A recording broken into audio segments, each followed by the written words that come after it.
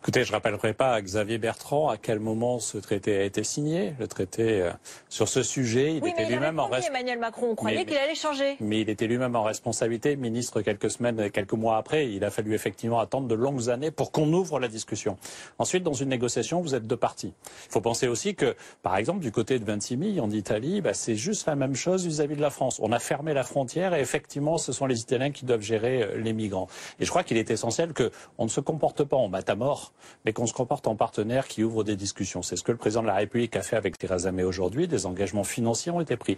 Des engagements sur les conditions d'accueil et de traitement des dossiers ont aussi été pris pour les femmes, pour les enfants, pour améliorer cela et pour éviter que Calais ne soit une porte fermée avec toutes les souffrances. D'abord pour les réfugiés qui sont et les migrants qui sont sur ce site, mais aussi pour les habitants. Le président de la République était il y a quelques jours à Calais. Il a pris des engagements avec la maire de Calais. Il en prend aussi vis-à-vis du président de la région de Hauts-de-France.